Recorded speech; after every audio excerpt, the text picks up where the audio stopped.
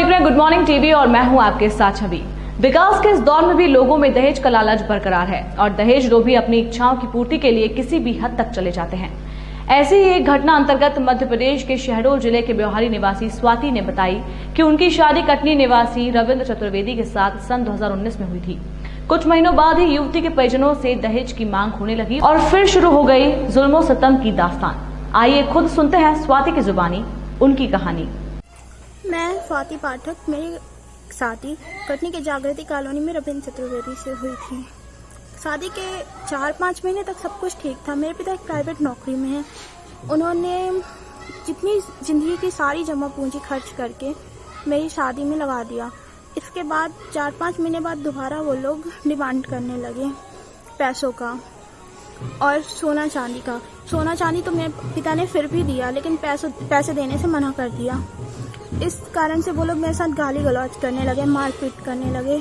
जब मैंने इसका विरोध किया तो मेरे पति भी मुझे मारने लगे और जब मेरे पिता ने पैसे देने से मना कर दिए तो आए दिन उनकी बहनें आकर मुझे टॉर्चर करती और पागल बोलती थी।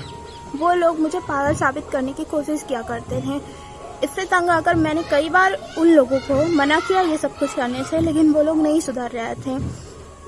28 अगस्त 2020 को मैंने जाकर एनकेजे में रिपोर्ट करने की सोची तो पुलिस स्टेशन से मुझे बाहर निकाल दिया गया, यह कहकर कि मैं एक पागल लड़की हूँ, मेरी बातों का भरोसा नहीं किया जा सकता। और मेरे पति और मेरे पिता और मेरे जेठ शैलेंद्र चतुर्वेदी ने मेरे खिलाफ जाकर थाने में रिपोर्ट करने की कोशिश की। और इसके बाद 1 सितंबर को मेरे साथ इतनी ज़्यादा मारपीट की गई कि मैं बेहोश हो गई। इसके बाद मुझे एमजीएम हॉस्पिटल ले जाकर एडमिट करवा के वहाँ छोड़ के ये लोग आ गए।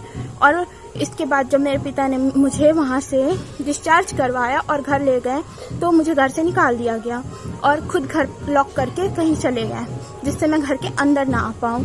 और मेरे पिता जब एनकेजे थाने गए रिपोर्ट कराने तो मुझे पागल बोलकर वो लोग रिपोर्ट नहीं लिख रहे थे।